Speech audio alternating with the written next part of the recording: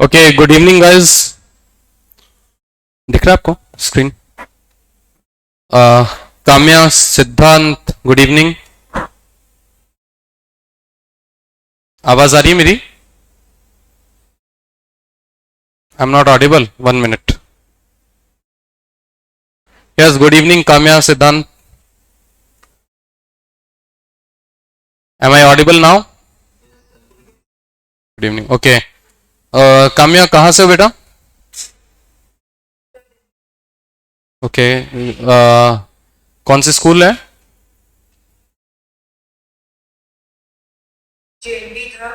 Okay okay, and Siddhant? अच्छा, Medicaps Rau. Okay, ठीक है। तो guys, my name is Abhishek Khabani and हम पढ़ेंगे बिजनेस स्टडीज। ठीक है। सो सबसे पहले हम बात करते हैं बिजनेस स्टडीज में व्हाट इज बिजनेस। सबसे पहले तो हम बिजनेस स्टडीज पढ़ने वाले हैं, तो पहले तो आप लोग जानते हो बिजनेस क्या होता है? हाँ, आओ बेटा आओ। 1 मिनट गाइस। क्या नाम बेटा? कौन सी स्कूल? ओके, यहीं पे इंदौर में? Okay, we have one more student here. Good evening बेटा, क्या नाम है? कृष्णा, कौन सी स्कूल है? DPS Nipania. Okay, so business studies complete theory subject है ना? और कितने मार्क्स का सब्जेक्ट है? 100 ऑब्वियसली। और 100 में से थ्योरी 80, 20 प्रोजेक्ट। ठीक है। सारे सीबीएसई वाले बच्चे हो? ओके, सो इसमें हम जो हम चैप्टर स्टार्ट करेंगे, पहला चैप्टर है history and nature of business. लेकिन उसमें हम हिस्ट्री को बाद में लेंगे, पहले नेचर को लेंगे। हिस्ट्री की अगर मैं बात करूं तो उसमें history of trade and commerce in India है, यानी इंडिया का ट्रेड एंड कॉमर्स पहले कैसा था, अभी कैसा है। ठीक है। आपको क्या लगता है, इंडिया का ट्रेड एंड कॉमर्स अच्छा था क्या? क्या लगता है? ऑनलाइन भी आप जवाब दे सकते हो। क्या लगता है, इंडिया का ट्रेड एंड कॉमर्स, इंडिया का बिजनेस वगैरह सब अच्छा चलता था या नहीं?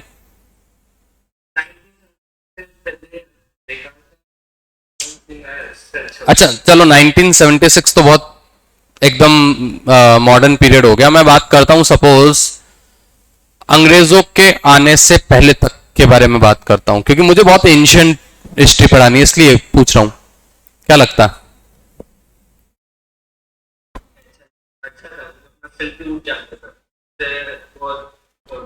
बिल्कुल। इंडिया का जो ट्रेड था वो वाकई बहुत अच्छा था। एक टाइम ऐसा था when we were leading economy of the world. पूरे वर्ल्ड की सबसे बड़ी इकोनॉमी थे। 25% of GDP of the world was contributed by India only. ठीक है। हमारे ट्रेड चलते थे, फॉरेन ट्रेड हमारा बहुत पहले से चलता था। तो आखिर ऐसा क्या ट्रेड करते थे हम? है क्या हमारे पास? कुछ है क्या हमारे पास? स्पाइसेस एक चीज, और कॉटन, जूट, क्लॉथ मटेरियल, बिल्कुल। और प्रेशियस स्टोन्स, है ना? ऐसी बहुत सारी चीजें थी। एंड एक टाइम पे we had one of the finest handicraft industries of the world. Handicraft items बहुत फेमस थे हमारे यहाँ पे इंडिया में, और उनका भी ट्रेड चलता था। हैंडीक्राफ्ट का एक एग्जांपल मध्य प्रदेश से कोई दे सकता है क्या? एक बहुत फाइन हैंडीक्राफ्ट होता था अपने मध्य प्रदेश में, चंदेरी नाम सुना? Chanderi. Chanderi is a place in Madhya Pradesh, Ashoknagar district, जहां भी स्त्री 2 की शूटिंग हुई थी। तो चंदेरी की साड़ियां बहुत फेमस है, आज तक फेमस है। लेकिन एक जमाने में वो बहुत फाइन हैंडीक्राफ्ट आइटम होता था। जब हैंडीक्राफ्ट चंदेरी का काम चलता था तो बहुत मतलब वर्ल्ड क्लास हैंडीक्राफ्ट आइटम था वो। ठीक है। तो ऐसे बहुत सारी चीजें थी। तो इन सबको हम पढ़ेंगे पहले, बाद में। अभी हम क्या पढ़ेंगे, अभी नेचर ऑफ बिजनेस के बारे में पढ़ेंगे। Yes, what is your name बेटा? निर्मल। कौन कौन से स्कूल? ओके। सो बिजनेस के बारे में समझते हैं कि बिजनेस क्या है। अब बिजनेस का देखो एक लिटरल मीनिंग जो है बिजनेस का, दैट इज बीइंग बिजी। क्या है? Being busy. तो बीइंग बिजी मतलब हो गया बिजनेस, हो गया क्या? लिटरल मीनिंग तो ये है बीइंग बिजी। तो बीइंग बिजी का मतलब बिजनेस हो गया क्या? काफी है। बिजी तो हम किसी भी चीज में हो सकते हैं। वे इंडियंस, वे हमें तो पता ही, हमें तो किसी भी चीज में हम बिजी हो सकते हैं। कहीं कुछ चल रहा है हम बिजी हैं, इंडिया पाकिस्तान क्रिकेट मैच चल रहा है तो भी हम बिजी हैं, है ना? बिजी तो हम हो सकते हैं, लेकिन बीइंग बिजी का मतलब बिजनेस, ये तो काफी नहीं है। तो बिजनेस को समझने के लिए हमें बिजनेस को मैं समझाता हूं। बिजनेस क्या होता है? Business is an economic activity which is done for making profit. पहले तो मैं एक लाइन लिख देता हूं, वो देख लो, और उसके बाद थोड़ा और क्लासिफिकेशन करूंगा। Business is an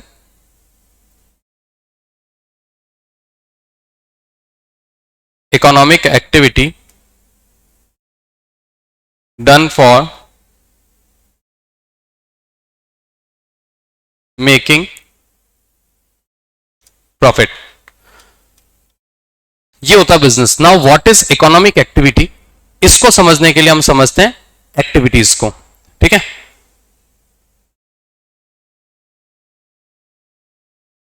so activity की बात करें तो दो टाइप की एक्टिविटी होती है हमारे पास, ठीक है? कौन कौन सी? Economic and non economic. Can anyone tell me what is economic and what is non economic activity?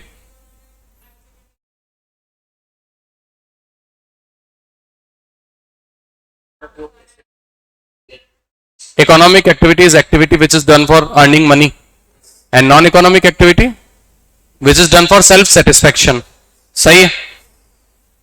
अच्छा, आप यहां प्रॉफिट वर्ड यूज नहीं करोगे, क्योंकि प्रॉफिट वर्ड तो हम बिजनेस के केस में यूज करते हैं, but business is not the only economic activity. Business के अलावा भी तो होता है ना, जॉब भी करते हैं लोग, जॉब में भी तो पैसा कमा रहे हैं, सर्विस कर रहे हैं, उसमें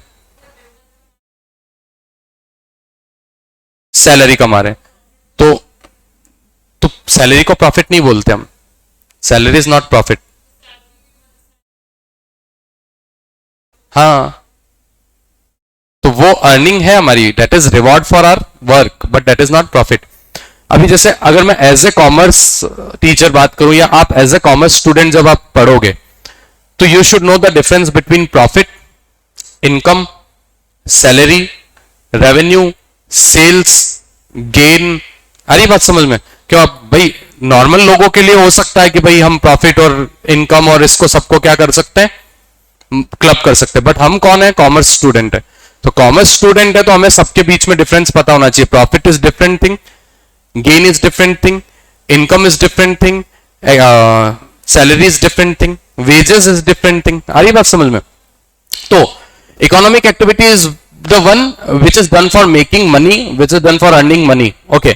और non economic which is done for self satisfaction। कोई एग्जांपल बता सकता मुझे नॉन इकोनॉमिक का?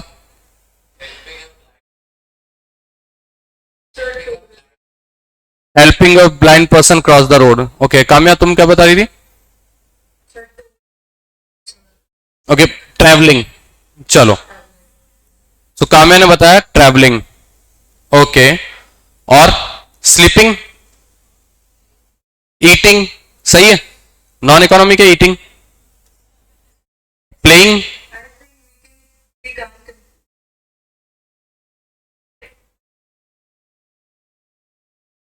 सही है क्या ये? ईटिंग, प्लेइंग, स्लीपिंग है क्या?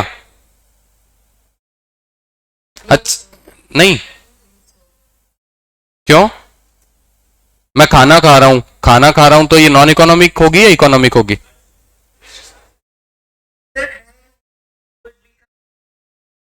वाह,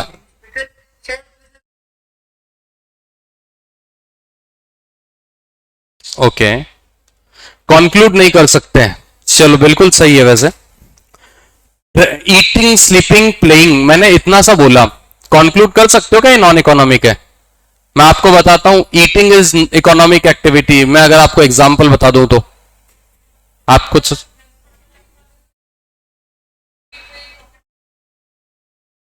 हमारे लिए पूछ रहा हूं मैं, हमारे एंड पे पूछ रहा हूं, हमारे एंड पे पूछ रहा हूं, मतलब उसके रेस्टोरेंट ऑनर के एंड पे तो वो बिजनेस कर रहा है, मैं हमारे एंड पे पूछ रहा हूं कि मैं खाना खा रहा हूं। अब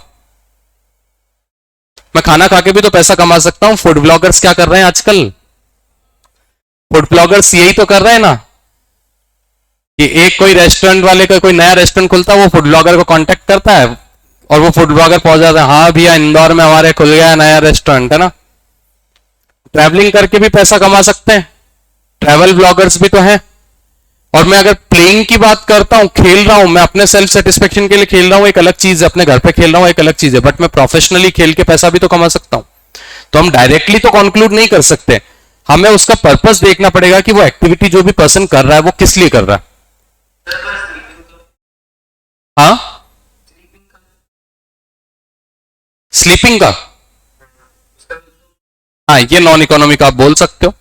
अब इसमें भी अगर क्या बोलते हैं, कोई कंपनी ऐसी है कि भाई बोल रही कि हाँ आपका कोई कंपटीशन रख दिया कि कौन कितनी देर सोता है और पैसा कमाने का दे दिया, तो वो एक अलग चीज है, बट हाँ इसमें हम बोल सकते हैं।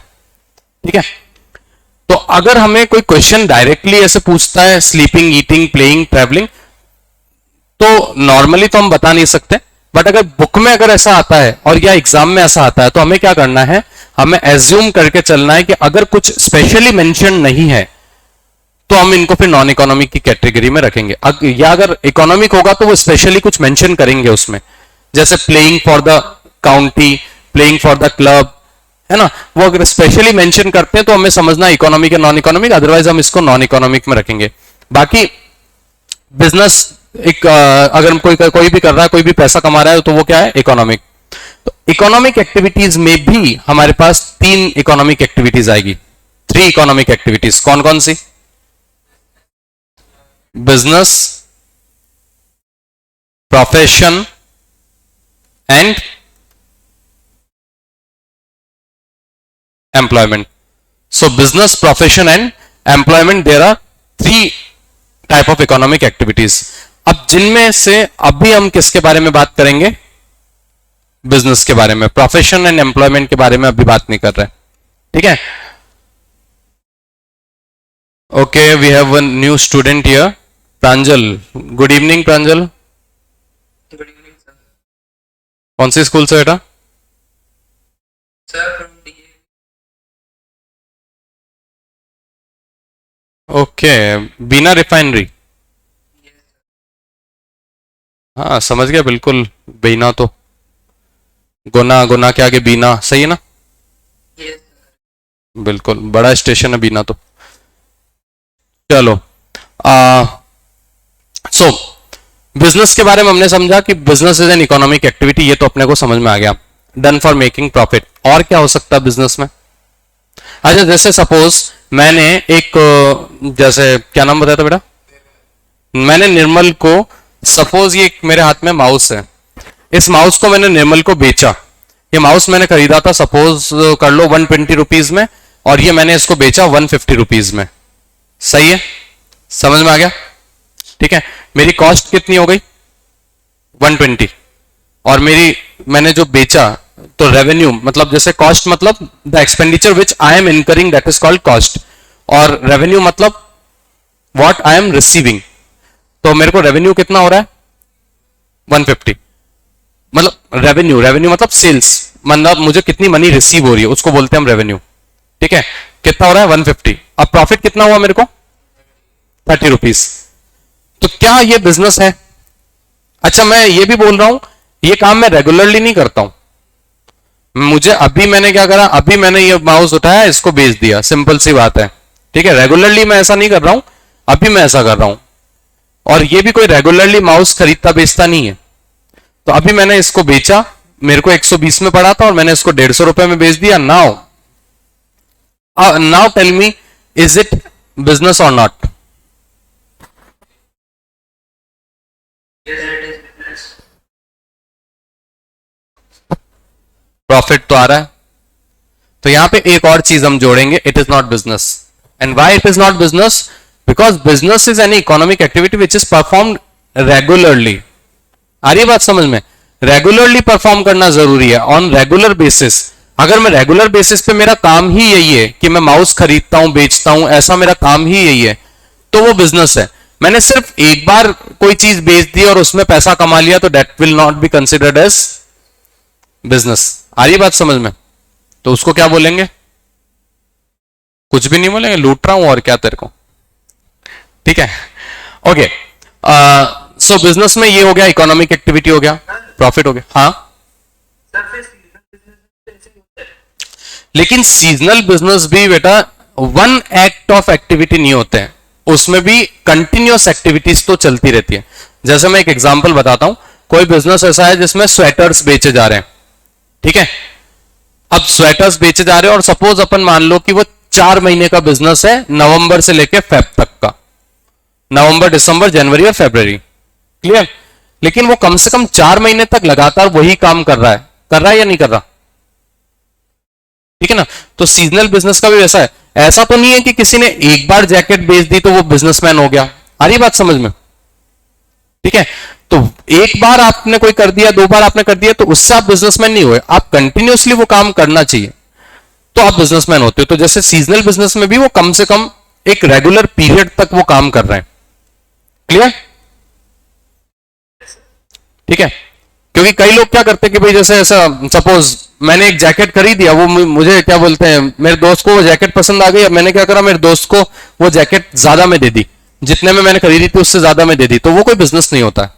आ रही बात समझ में? ओके, और क्या हो सकता है बिजनेस में?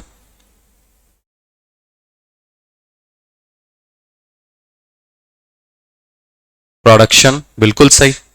प्रोडक्शन हो सकता है बिजनेस में, हम किसी चीज को प्रोड्यूस करके बेच सकते हैं, प्लस हम किसी चीज को परचेज करके भी बेच सकते हैं। दोनों काम हम कर सकते हैं और दोनों ही बिजनेस है। जैसे फॉर एग्जांपल ये माउस का हम एग्जांपल ले रहे थे ना, तो जिस कंपनी ने ये माउस बनाकर बेचा वो भी बिजनेसमैन है, और मैं सपोज किसी स्टोर से इसको खरीद के लाया हूं, तो उस स्टोर वाले ने इसको बनाया नहीं है, उसने बस आगे से खरीदा था और मुझे बेच दिया, तो वो भी बिजनेसमैन है। दोनों बिजनेसमैन है। जिसने बनाकर बेचा ही इज इंडस्ट्रियलिस्ट, बिजनेस में भी 2 चीजें आती है, इंडस्ट्री एंड कॉमर्स, ठीक है। और जिसने सिर्फ खरीद के बेचा ही इज ट्रेडर, ठीक है। और क्या हो सकता है? प्रोडक्शन या परचेज हुआ तो फिर एक और चीज क्या हो गई, सेल, सेल एंड डिस्ट्रीब्यूशन। और क्या होता है बिजनेस में? मैन्युफैक्चरिंग, क्या चीज? मैन्युफैक्चरिंग, हाँ, मैन्युफैक्चरिंग प्रोडक्शन एक ही चीज है। और सोचो, एक बहुत इंपॉर्टेंट एलिमेंट मिस हो रहा है। एडवर्टाइजिंग वगैरह कर सकते हैं, मार्केटिंग कर सकते हैं, और ये भी मान लिया। नहीं, एबिटा वगैरह तो सब प्रॉफिट के ही पार्ट है, उन पे तो अपन एक बार प्रॉफिट बोल दिया तो वो सब उसी के फिर बाद में कैटेगराइजेशन है। एक बहुत इंपॉर्टेंट चीज हम मिस कर रहे हैं, वो क्या है? रिस्क। बिजनेस में क्या होती है? Risk. And what is risk? जो हम प्रॉफिट कमाने के लिए लेते हैं। मींस रिस्क का मतलब क्या है एग्जैक्ट? यस, रिस्क का मतलब है चांसेस ऑफ लेस प्रॉफिट और लॉस, ठीक है। हम जब कोई अपनी बिजनेस में कैपिटल इन्वेस्ट कर रहे हैं, कैपिटल मतलब the money which we invest to do business, ठीक है, तो हमारे पास रिस्क है। Risk means we have chances कि हमें प्रॉफिट भी हो सकता है और हमें लॉस भी हो सकता है, because future is uncertain, future हमें पता नहीं है क्या होगा। And there are several factors which are beyond the control of a businessman.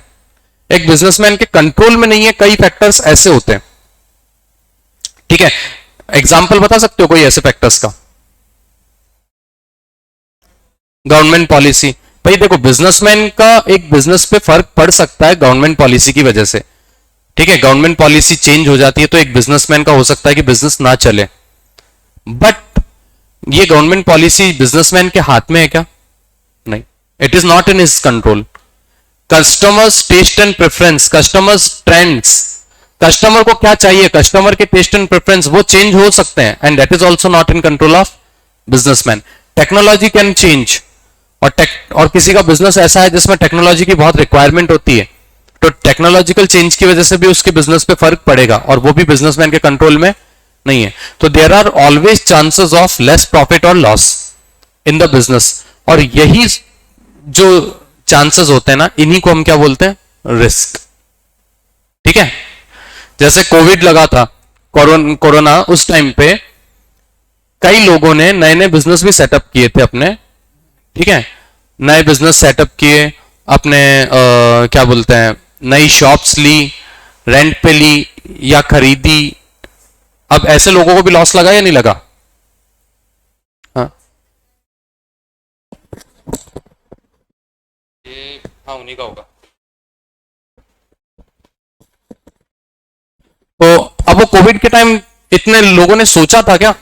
कोई भी जो नया बिजनेस स्टार्ट कर रहा था उसको ऐसा लगा था कि यार मैं बिजनेस स्टार्ट करूंगा और एकदम से ऐसा हो जाएगा कि इंडिया में लॉकडाउन लग जाएगा और इतना लंबा लॉकडाउन लग जाएगा? सोचा था? नहीं। तो यही चीज तो रिस्क है। ठीक है, अनसर्टेनिटी की वजह से चांसेस ऑफ लॉस जो क्रिएट होते हैं ना, उसी चीज को हम रिस्क बोलते हैं। और प्रॉफिट जो है ना, वो रिस्क का ही रिवॉर्ड होता है। हम रिस्क लेते हैं, बिजनेस करते हैं, तभी हमें क्या मिलता है, प्रॉफिट मिलता है। ज्यादा रिस्क लोगे तो ज्यादा चांस प्रॉफिट के भी है, लॉस के भी है। अच्छा, कोई भी बिजनेसमैन बिना रिस्क के बिजनेस नहीं कर सकता। There is always some sort of risk, कुछ ना कुछ मिनिमम रिस्क तो रहेगी। आप छोटे बिजनेस की बात कर लो या बड़े बिजनेस की बात कर लो, किसी में ज्यादा रिस्क है तो किसी में कम रिस्क है। कोई बिजनेस ऐसा है जिसमें रेगुलर बेसिस पे कैश आ रहा है, मतलब हम जिसमें क्रेडिट देते ही नहीं है, हम अपना माल ही कैश पे बेच रहे हैं, तो उसमें भी क्या होगा, रिस्क रहेगी। ठीक है, और जिसमें हमारे क्या बोलते हैं, हम माल क्रेडिट पे बेच रहे हैं, हम अपने स्टॉक को क्रेडिट पे बेच रहे हैं, उधार दे रहे हैं, उसमें भी रिस्क है। बिना रिस्क के तो कोई भी बिजनेस हो ही नहीं सकता। तो if any person does not want to take risk, then he should not do business. फिर उसे क्या करना चाहिए, he should be engaged in employment, service करनी चाहिए, बट बिजनेस नहीं करना चाहिए, क्योंकि बिजनेस में तो रिस्क रहेगी। अब ये इतना सब समझा, तो अब हम बिजनेस के फीचर्स निकालते हैं। ये जो समझा है ना, इन्हीं सारी चीजों से हम निकालते हैं बिजनेस के हम क्या क्या फीचर्स हो सकते हैं। ठीक है,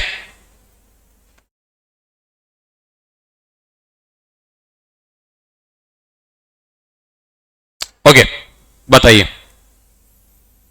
पहला फीचर बिजनेस का क्या हो सकता है? प्रॉफिट हो सकता है, बिल्कुल। पहले तो हम लिख लेते हैं, business is an economic activity. Business क्या है? An economic activity. फिर दूसरा फीचर क्या हो गया बिजनेस का? बिल्कुल। तो इसमें इसको हम दो लेते हैं, दो फीचर्स में डिवाइड करते हैं। नंबर वन, प्रोडक्शन और procurement of goods and services. Procurement मतलब अरेंज करना, परचेज करना।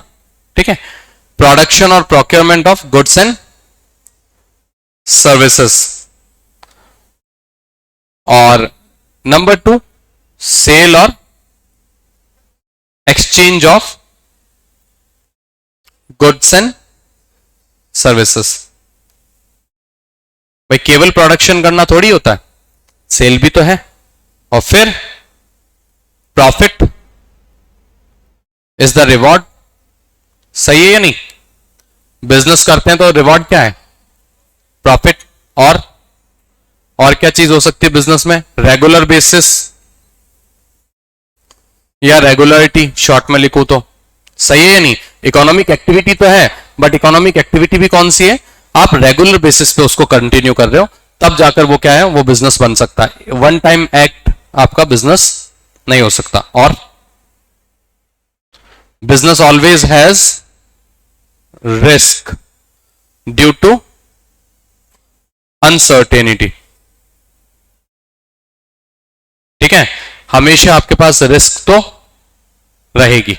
यही सारे हमारे क्या हो गए, बिजनेस के फीचर्स हो गए। आ रही बात समझ में? तो अब एक और क्वेश्चन मेरा, अगर कोई पर्सन ड्रग्स सेल कर रहा है illegally, will it be considered as business? No. Illegal activity को हम बिजनेस कंसिडर नहीं करेंगे, ठीक है। हम बिजनेस किसको कंसिडर करेंगे? लीगल एक्टिविटी को। इलीगल एक्टिविटी को हम बिजनेस कंसिडर नहीं करेंगे। अब वो बोलने को वो पर्सन बोल देगा कि अपना बिजनेस चलता है, लेकिन उसको हम बिजनेस नहीं मानते, उसको हम क्राइम मानते हैं। सिंपल सी बात है। अगर कोई भी टाइप की ऐसी एक्टिविटी है जिसकी लॉ में परमिशन नहीं है तो उसे हम क्राइम ही बोल सकते हैं। That is not called as business, ठीक है। तो these are features of business. Now let's talk about objectives of business, objectives or goals or targets, or why should we do business, why do we do business, कि हम business करते क्यों हैं, हमारा क्या पर्पस है, पर्पस ऑफ डूइंग बिजनेस और objectives of doing business. क्या पर्पस हो सकता है? प्रॉफिट। प्रॉफिट तो सबको दिमाग में है या नहीं? कई बच्चे बोलते हैं सर बिजनेस इसलिए थोड़ी कर रहे हैं प्रॉफिट के लिए, बिजनेस हम इसलिए कर रहे हैं ताकि समाज को कुछ अच्छा दे पाए, ऐसा कर पाए, वैसा कर पाए। तो सिंपल सी बात है, वो फेक आंसर है। पहला मोटिव तो सबका प्रॉफिट ही होता है, बाकी सब तो उसके बाद में आते हैं। तो भी एम्प्लॉयमेंट तो देते हैं, सही है। ऑब्जेक्टिव तो हो सकता है एम्प्लॉयमेंट देना, बट क्या होता है बिजनेस में पहला मोटिव तो हमेशा प्रॉफिट ही रहता है।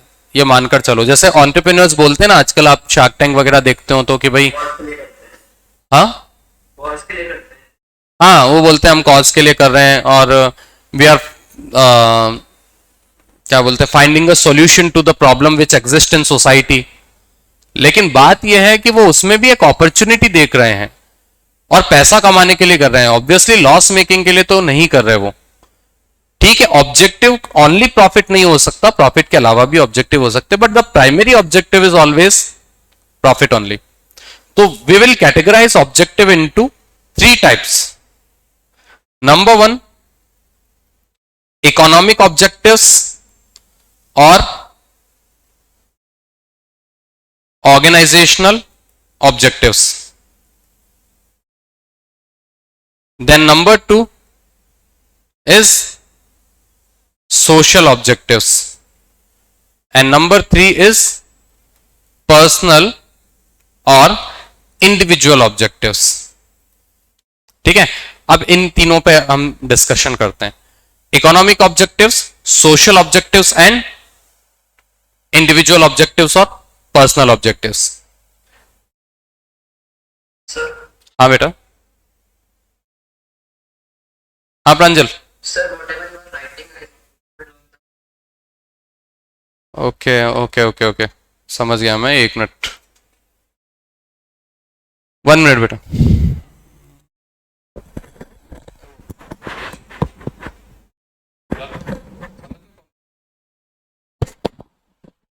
1 minute, just give me one.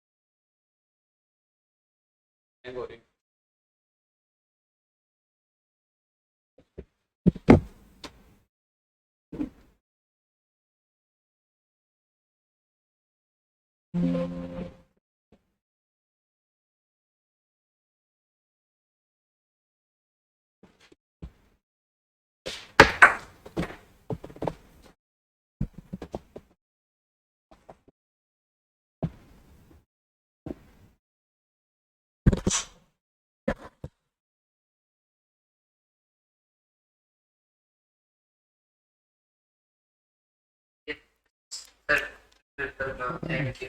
You welcome. हो गया?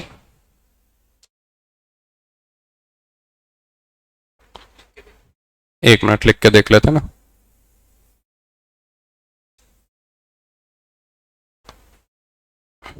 इट इज विजिबल ना होना है ना? विजिबल है ना?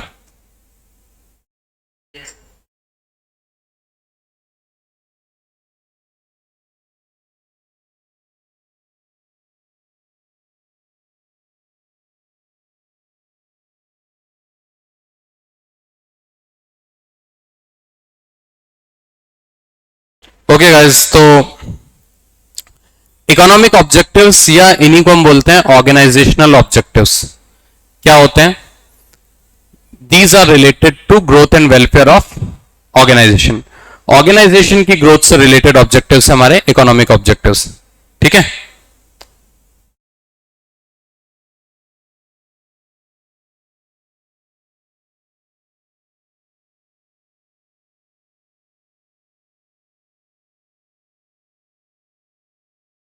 Growth and welfare of organisation. अब ऑर्गेनाइजेशन के ग्रोथ एंड वेलफेयर से रिलेटेड है अगर ये, तो ऑर्गेनाइजेशन के ग्रोथ और वेलफेयर किस चीज में है? Number 1 survival, number 2 profit and number 3 growth. Survival, profit and growth.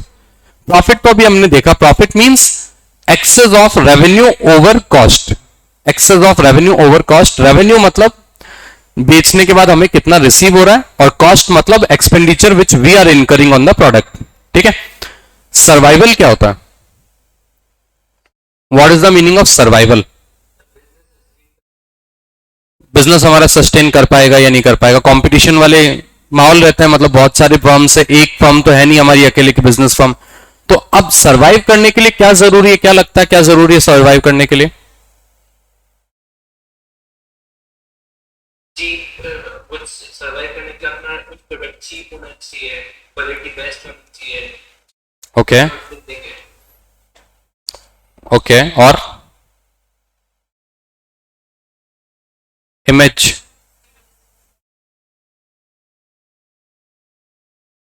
सही है। और देखो, अगर आपको बिजनेस में प्रॉफिट हो रहा है तो आप सर्वाइव वैसे ही कर जाओगे, है ना, क्योंकि प्रॉफिट हो रहा है मतलब आपने जितना खर्चा लगाया उससे ज्यादा ही आपके पास आ रहा है, तो आपका बिजनेस सर्वाइव कर ही जाएगा। बट कई बार ऐसी सिचुएशंस आती है जब मार्केट डाउन चल रहा है। मार्केट डाउन चल रहा है उसका मतलब कस्टमर्स प्रोडक्ट खरीदने को रेडी नहीं है, कस्टमर्स उतना खर्चा नहीं कर रहे हैं। अब उस टाइम पे हमारे बिजनेस की सर्वाइवल बहुत मुश्किल हो जाता है। तो उस टाइम पे हमारा टारगेट प्रॉफिट का नहीं होता, उस टाइम पे हमारा टारगेट होता है सर्वाइवल का। तो सर्वाइवल का मतलब हम एटलीस्ट जितना खर्चा कर रहे हैं उतना रिकवर करने की कोशिश हम करते हैं। हरी बात समझ में? Means at least we try to recover whatever we are spending. क्योंकि अगर हम लॉस में जा रहे हैं ना, तो हम कुछ टाइम पीरियड तक तो सर्वाइव कर जाएंगे, बट ज्यादा लंबे टाइम पीरियड तक हम सर्वाइव नहीं कर सकते। कर सकते हैं क्या? अगर आपको कंटिन्यूसली लॉसेस लगते जा रहे हैं तो आप ज्यादा लंबे टाइम पीरियड तक सर्वाइव नहीं कर पाओगे, मतलब बिजनेस सर्वाइव नहीं कर पाएगा। तो इसलिए सर्वाइवल में हम क्या है कि at least we try to recover our expenses. हमारे जितने एक्सपेंसेस हो रहे हैं ना, हम कोशिश करते हैं कि कम से कम उतना तो रिकवर करें। देन प्रॉफिट हमें पता है। अब ग्रोथ क्या होती है? What is growth?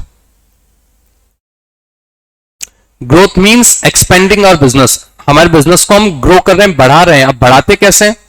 You can increase production, है ना। अगर आपको कंटिन्यूसली प्रॉफिट हो रहा है तो आप क्या कर सकते हो? और ज्यादा प्रोडक्शन कर सकते हो, या अगर आप खरीदते हो तो और ज्यादा माल खरीद के रख सकते हो। आप नई ब्रांचेस ओपन कर सकते हो, नए आउटलेट्स खोल सकते हो, नई मशीन्स लेके आ सकते हो, ज्यादा वर्कर्स को हायर कर सकते हो। All these things are growth. आ रही बात समझ में? क्योंकि किसी का भी कोई बिजनेस अगर अच्छा चल रहा है तो वो एक लेवल पे रुकना तो नहीं चाहेगा, वो क्या चाहेगा? और ज्यादा एक्सपेंड करें। ठीक है, इसको बोलते ग्रोथ। अब मुझसे कोई बच्चा बोला था कि sir profit and growth are the same thing. क्या ये दोनों सेम है? नो, दोनों इंटरलिंक्ड है, कनेक्टेड है, but these two are not same. ठीक है, हमें ऑब्वियसली अगर अच्छा प्रॉफिट हो रहा है तो हम ग्रोथ के बारे में सोच सकते हैं, but profit is like inevitable objective of the organisation की, मतलब वो तो ऑब्जेक्टिव हमेशा से रहता ही है, but growth is optional. Growth आपका ऑप्शनल है। मतलब जैसे सपोज आप मैं अपने आसपास लोकल में भी कई एग्जांपल ऐसे देखोगे, कई बिजनेस ऐसे होंगे जो छोटे बिजनेस हैं और उन्होंने अच्छा प्रॉफिट तो हो रहा उनको, लेकिन उन्होंने उतना ही बिजनेस मेंटेन करके रखा, उससे ज्यादा नहीं मेंटेन कर रखा। जैसे इंदौर की अगर मैं एग्जांपल बताऊं तो आप सराफा बाजार में कभी चले जाओ तो वहां पे कई फूड वाले दुकानें ऐसी हैं जिनकी बहुत सालों से दुकान चल रही है, लेकिन उनकी एक दुकान से दूसरी दुकान भी नहीं है इंदौर में। वो एक ही दुकान से बेचते हैं अपना माल और वो उतना ही माल बेचते हैं और उसके अलावा उनकी कोई दूसरी आउटलेट भी उन्होंने नहीं खोल रखी, जबकि प्रॉफिट कई सालों से हो रहा है। और यही इंदौर में ही आप कई ऐसे बिजनेस भी देखोगे जिन्होंने शुरुआत एक छोटे से बिजनेस से की थी और उन्होंने फिर इंदौर में ब्रांचेस कर ली, अदर स्टेट्स तक में उन्होंने क्या करा, अपनी क्या बोलते बिजनेस को फैला लिया। ये होता है ग्रोथ। ठीक है, तो दोनों एग्जाम्पल मैंने आपको बताया, तो ग्रोथ इज ऑप्शनल। अच्छा, अब मेरे को एक और चीज बताओ कि क्या मुझे अगर अपने बिजनेस को ग्रो करना है तो is it the only option that I should open outlets? मैं अपने आउटलेट खुद ओपन करूं, अपनी ब्रांचेस ओपन करूं, तभी मेरा बिजनेस ग्रो कर सकता है क्या? नहीं। और क्या दूसरा? मार्केट। ओके, और क्या कर सकते हैं? एक ना, ऑनलाइन, ऑनलाइन कर सकते हैं, सही है, ऑनलाइन कर सकते हैं। और आप यूज कर सकते हो डिस्ट्रीब्यूशन चैनल्स। डिस्ट्रीब्यूशन चैनल्स मतलब होलसेलर, रिटेलर्स, ये सब। आ रही बात समझ में? मतलब आप अपना माल दुकानों तक पहुंचाओ ना। आप खुद की ब्रांच खोलोगे तो सारा पैसा आपका, सारी रिस्क आपकी, है ना, सब कुछ मैनेज करना आपको।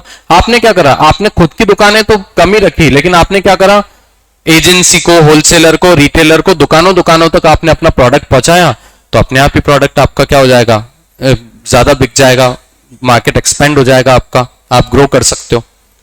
ठीक है ना? जैसे हम आप देखो ना, सपोज अपने पास ये मान लो कि जैसे ये पेन जो तुम यूज कर रहे हो, अब इस पेन के कितने पेन्स के तुमने शोरूम देख लिए? पेन के शोरूम्स देखे क्या? नहीं ना। आप तो क्या करते हो, लोकल स्टेशनरी पे जाकर पेन खरीद लेते हो। तो वो पेन आता कहां से? वो मैन्युफैक्चरर एजेंसी को दे रहा है, वो होलसेलर को, रिटेलर को, यानी उसने क्या करा, अपना मार्केट डिस्ट्रीब्यूशन चैनल्स के थ्रू बढ़ाया है। ठीक है, ऐसे ग्रो कर सकते हो आप। इवन आप नया प्रोडक्ट लॉन्च कर सकते हो, ये भी आपकी ग्रोथ ही है। ठीक है, so these are economic objectives. Now let's talk about social objectives. Social objectives means इनसे किसका भला हो रहा है? सोसाइटी का, यानी related to welfare of society. Society के वेलफेयर। अच्छा, सोसाइटी का वेलफेयर चाहिए ही क्यों? अपने को क्या करना है सोसाइटी से? अपन अपना बिजनेस करो, पैसा कमाओ, मस्त छापो, और क्या है, अपना काम बनता, बाहर में जाए जनता।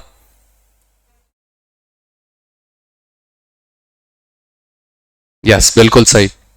हम अपने गुड्स जो बेच रहे हैं, हमारे गुड्स खरीद कौन रहा है? कंज्यूमर्स खरीद रहे हैं, and consumers are part from society, consumers come from society only.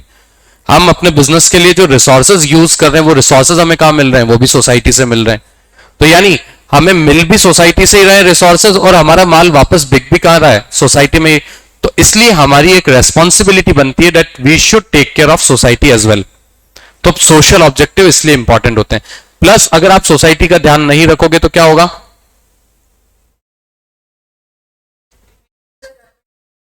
Reputation खराब होगी, इमेज खराब होगी, गुडविल खराब होगी। तो और ध्यान रखोगे तो गुडविल अच्छी बनेगी, ब्रांड इमेज बनेगी, जिससे अपने आप ही क्या होगा, कंज्यूमर्स आपके पास लौट के आएंगे। अब सोशल ऑब्जेक्टिव्स में क्या क्या हो सकते हैं, इनको देखते हैं।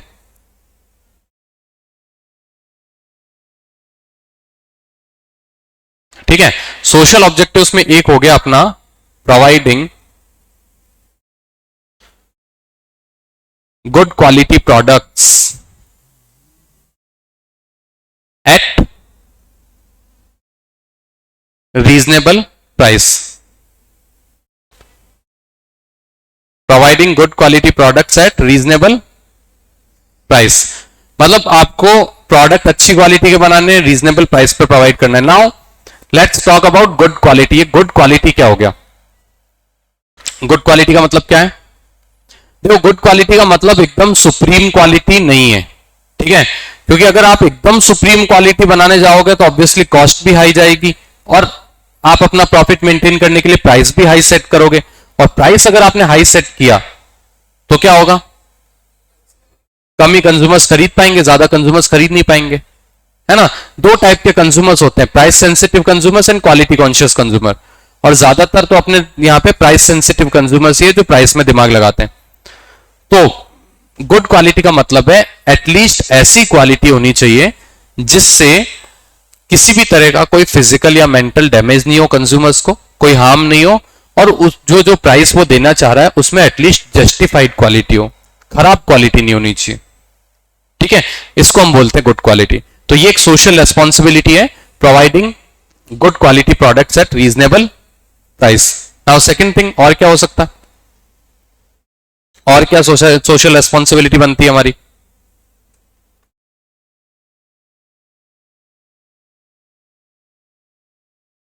क्या बन सकती है बताओ?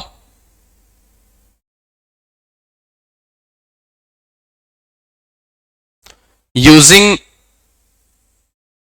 एनवायरमेंट फ्रेंडली टेक्निक्स, सही है या नहीं? Environment friendly techniques of production अगर हम यूज करें तो ये सोशल रेस्पॉन्सिबिलिटी है या नहीं है? कि मतलब हम सोसाइटी को कम से कम हार्म करते हुए ऐसी टेक्निक से प्रोडक्शन करें जिससे एनवायरमेंट का भी ध्यान रहे, या हम इको फ्रेंडली प्रोडक्ट्स बना सकते हैं। ठीक है, जैसे फॉर एग्जांपल अभी आप देखोगे तो प्लास्टिक कैरी बैग्स को रिप्लेस करके आजकल कपड़े के थैले चलते हैं, है ना? तो वो क्या है, एनवायरमेंट फ्रेंडली प्रोडक्ट्स अगर आप बना रहे हो तो सोसाइटी का हार्म कम हो रहा है, ये भी आपकी रेस्पॉन्सिबिलिटी बनती है। देन वी हैव, और क्या हो सकता है? सर जो भी रिसोर्सेज जिन्होंने को बना रखी है उसको सस्टेनेबल तरीके ओके, सस्टेनेबिलिटी। ठीक है, मतलब इस तरह से यूज करो कि वेस्टेज ऑफ रिसोर्सेज ज्यादा नहीं हो।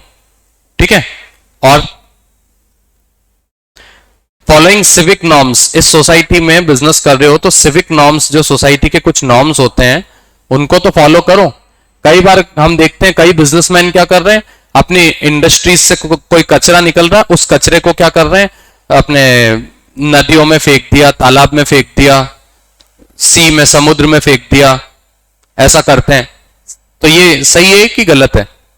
ऑब्वियसली गलत है ना? कि आपकी इंडस्ट्री से ठीक है आप प्रोडक्शन कर रहे हो अपनी जगह, लेकिन आप एनवायरनमेंट को पोल्यूट कर रहे हो, तो ये नहीं होना चाहिए। ठीक है, as a businessman we should follow civic norms, जो सोसाइटी में रहने का तरीका उसे फॉलो करना चाहिए। और लोग कर रहे हैं क्या? आधे भी नहीं कर रहे। अगर कर रहे होते तो फिर इतना ज्यादा एनवायरनमेंट के लिए नुकसान होता ही नहीं। सही है ना? तो फॉलोइंग सिविक नॉर्म्स। और क्या हो सकता है? Employment generation in society. अगर हम एक बिजनेस चला रहे हैं एक सोसाइटी के अंदर तो हमारी ये भी रेस्पॉन्सिबिलिटी बनती है कि उस सोसाइटी के अंदर हम क्या करें, एम्प्लॉयमेंट भी क्रिएट करें, एम्प्लॉयमेंट भी तो दें लोगों को, है ना? कि ऐसा थोड़ी करना है कि हमने अपना बिजनेस कर लिया बस हमें फायदा हो रहा है और बाकी हम ना एम्प्लॉयमेंट क्रिएट कर रहे हैं ना उस सोसाइटी का कुछ डेवलपमेंट कर रहे हैं। ठीक है, तो एम्प्लॉयमेंट जनरेशन भी हो सकता है, और भी बहुत सारे हो सकते हैं। मैं एक और चीज लिख सकता हूं इधर, participating and even donating in social campaigns.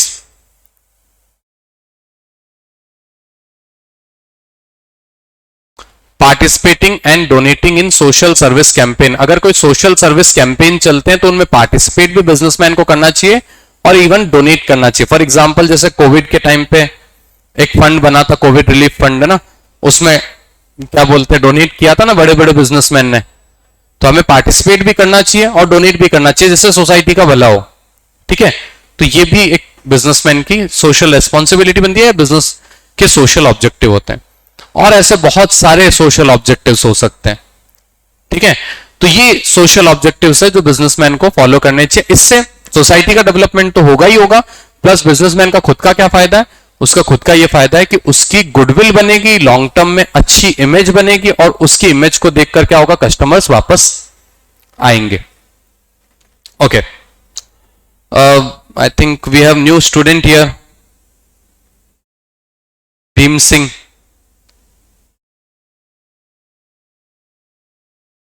Good evening बेटा। आवाज नहीं आ रही, आई थिंक। चलो, ओके, और इंडिविजुअल ऑब्जेक्टिव्स क्या हो सकते हैं? आप लिखने की टेंशन, मतलब लिखा है, थोड़ा बहुत लिखा है क्या? और मैं लिखवा भी दूंगा, टेंशन मतलब आप नोट्स भी दे दूंगा मैं आपको, ठीक है ना? इंडिविजुअल ऑब्जेक्टिव्स क्या होते हैं? individual objectives are responsible for, related to,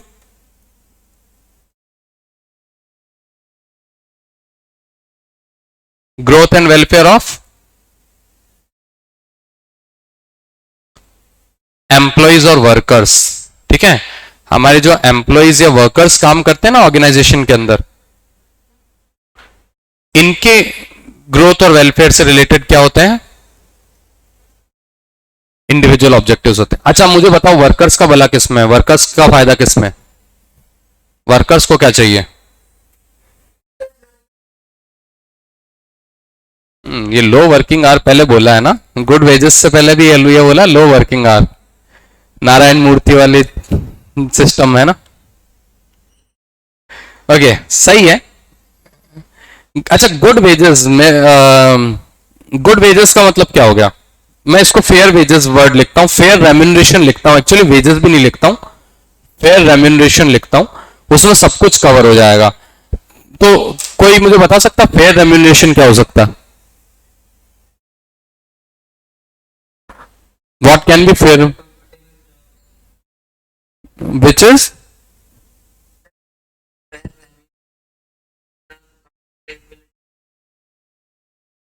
नहीं वो वर्किंग कंडीशन होता है, that is working condition.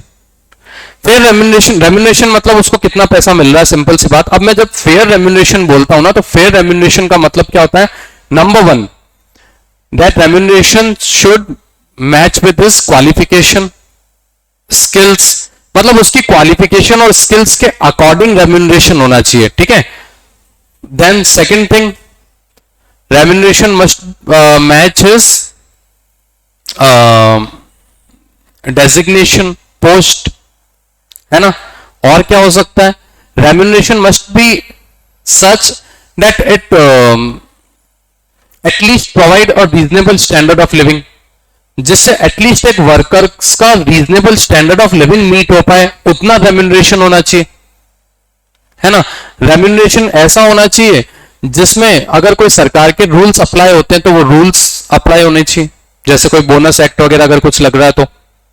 Remuneration ऐसा होना चाहिए जो कॉम्पिटिटर्स के पार में हो, उनके लगभग बराबर हो। ठीक है, कॉम्पिटिटर्स से बराबर रेम्यूनरेशन क्यों चाहिए? अगर रेम्यूनरेशन कॉम्पिटिटर्स से बराबर है तो इसका क्या फायदा है, लोग जॉब छोड़ के नहीं जाएंगे। क्योंकि अगर आप देखो कॉम्पिटिटर्स से बहुत कम रेम्यूनरेशन अगर आपका है तो obviously workers are always prone to leave the organization, workers कभी भी ऑर्गेनाइजेशन छोड़कर जा सकते हैं। तो आपको एटलीस्ट उनसे मैच करता हुआ रेम्यूनरेशन आप दो। ठीक है, क्योंकि वर्कर्स को आप बोलोगे is it about money, why are you leaving the organization, वो बोलेंगे yes sir it is about money. कोई किसी का रिलेटिव थोड़ी लग रहा है, सिंपल सी बात है, पैसा जहां ज्यादा मिलेगा वो जाएगा, तो इसलिए थोड़ा सा कॉम्पिटिटर से मैच। तो फेयर रेम्यूनरेशन मतलब ये है कि एटलीस्ट एक reasonable standard of living worker meet कर पाए, एटलीस्ट उसका कोई गवर्नमेंट रूल्स वगैरह अप्लाई होते हैं तो वो हो पाए, या अगर मैं बात करूं तो एक कॉम्पिटिटर से मैच करता हुआ हो, ये होता है फेयर रेम्यूनरेशन। क्लियर? ओके हाँ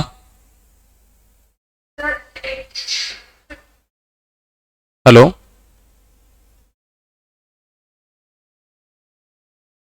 हाँ आवाज आ रही है।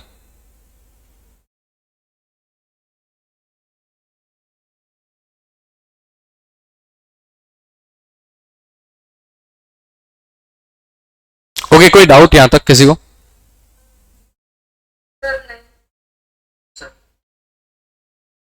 हाँ कुछ बोल रहे थे तुम? सर उस जगह चैप्टर्स चाहिए थे, लिस्ट सारे चैप्टर्स, सारे चैप्टर्स की क्या चाहिए थे? लिस्ट चाहिए थी। लिस्ट सीबीएसई है ना?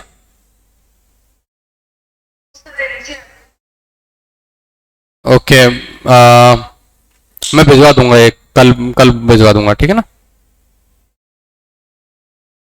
Okay welcome. हाँ और किसी को कोई डाउट? काम्या, सिद्धांत, प्रांजल,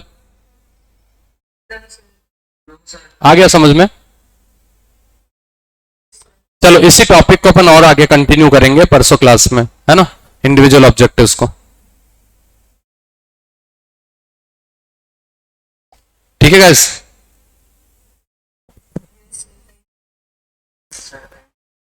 यू वेलकम।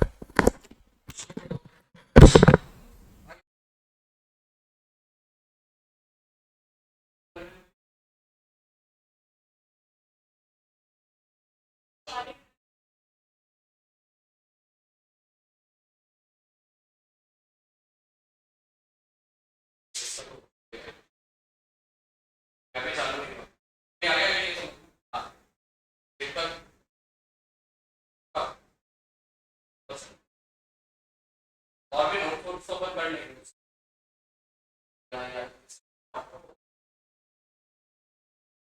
कुछ देखा तो बताओ।